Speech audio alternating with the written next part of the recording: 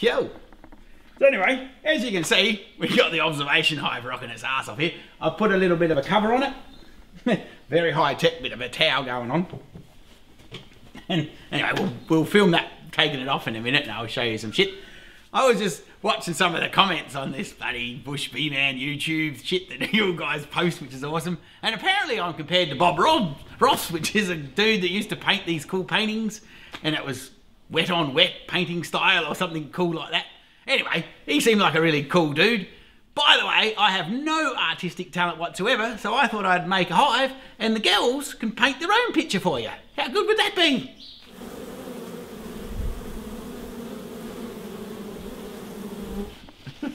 Anyway, we'll get this crap off of here. That's just to keep the draft out. So if you actually have an observation hive in your shed or in your kitchen or wherever, if you leave the glass exposed, the ladies will, not only will they get cold, unless you have a double layered glass hive. What is that called? What's that called when they have the double layers? Double glazed. Double glazed glass windows, which is, these are only half a glaze. They're not meant to be a frickin' hive at all. But anyway, the girls will actually like to be in the dark, so they'll cover all your glass up. So when you're not watching them, oh, come to think of it, it's quite warm there. Crazy shit, the way they warm shit up. Anyway, so I'll put this on here so the girls don't cover up all their glass. And so hopefully we can still see them. But we'll find out in a minute. The great reveal, as I usually say. Hopefully the thing's not cracked. That'll suck. The other day I had my mum out here. I thought I'd be all clever and show her this hive. And I hadn't got this window quite right. So when I took the covers off, the girls were all running out the top. So that was a bit exciting. Just before my mum's brave. Ta-da! Oh, look at them all packed in there. How cool's that? That's very groovy. Right, there we go. The great reveal. Ba-dun, ba-dun, ba-dun. Her Majesty must be in here somewhere because you can see the new little larvae and eggs down in here. Now this is the cat brood here. I remember watching this dude when I first started thinking about beekeeping.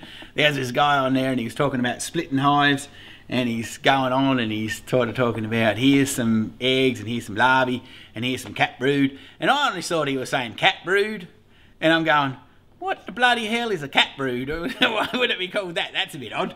So for all you dudes out there that don't know what the fuck I'm saying, it's a worldwide problem, this whole accent deal. Anyway, he was saying cat brood, so there you go.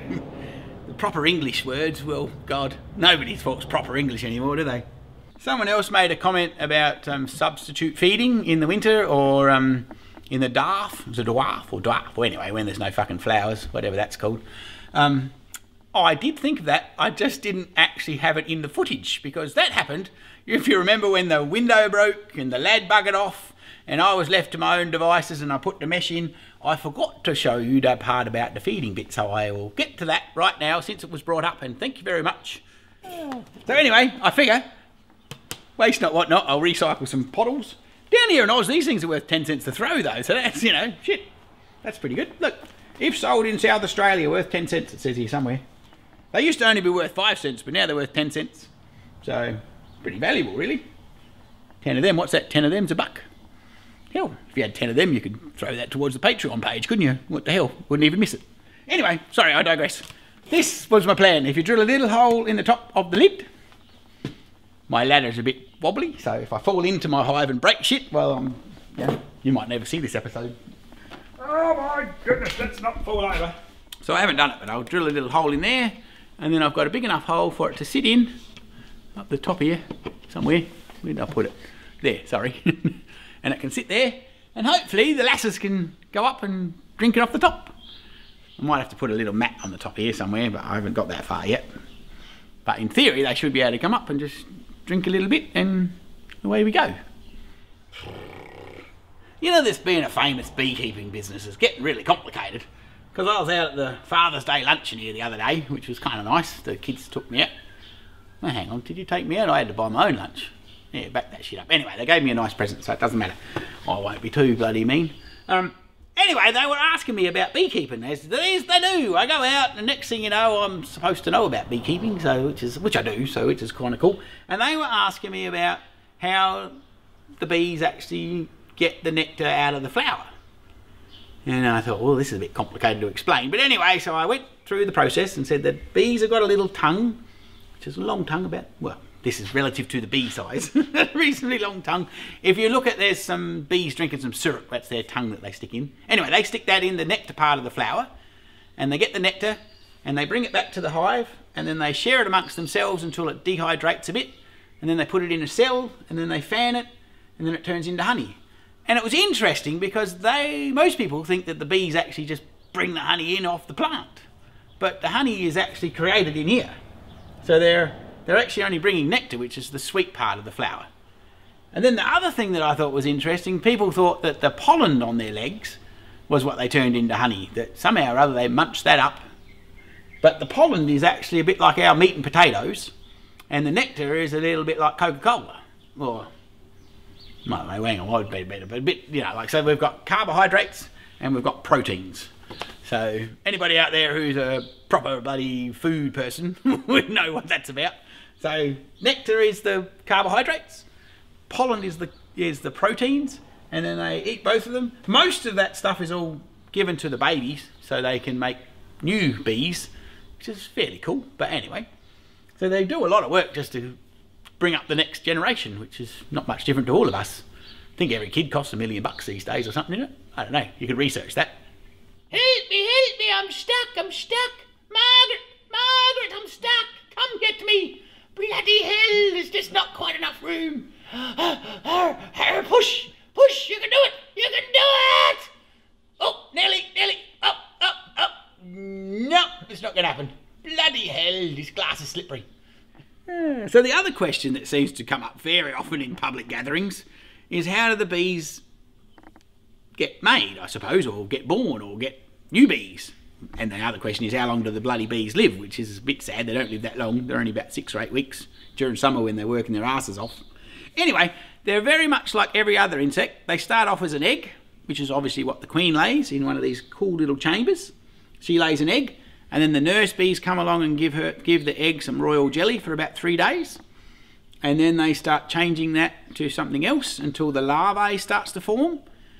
And then once the larvae's formed and got to a certain size, and I think that's about 16 days or something, but I'm probably wrong because I should get my book out so I can read that exact timings. But anyway, the larvae forms to the age that it wants to, and then the girls know that that's happened, and so they put a special cap on top of the honeycomb, and then the larvae spins a little nest, what the fuck is that called? A pupa? No.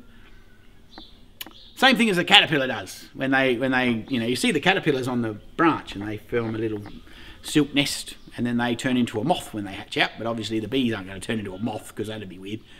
Anyway, so they do their thing, and then eventually they come and they hatch out and they dig out of the comb, and then they become nurse bees themselves. So it's pretty cool. And then they go through the process from a nurse bee to a worker bee to a field bee to bloody dead bee. I guess the other question that I always get is how do they make wax? Because a lot of people think that they actually bring the wax from outside. I don't know, whether, whipping around a candle and grab a bit, but that's not what happens. The girls actually have a little secretion gland just on their front, which is where the wax flakes form, and then they roll it into little balls and hand it between themselves and thicken it up, and that's how they make their wax themselves. So you can see a bit of wax getting made here that they've done, because they're slightly too much, that's a little bit too much bee space, so they're filling it in. That's a bit like my reference to Bob Roth, wasn't it? They're doing their own little artistries. But anyway, so they make the wax themselves. The interesting thing about the wax is, though, it's about the only thing they don't recycle. Because they'll nick off with the pollen, they'll nick off with honey, but when they raid a nest, they leave all that there. They don't actually they don't dismantle it. If you're a... bit like when when a city gets raided and overrun back in the Dark Ages, they left a bit of the city there, didn't they? so at least they had something to live in. That would be a bit bloody dopey, wouldn't it?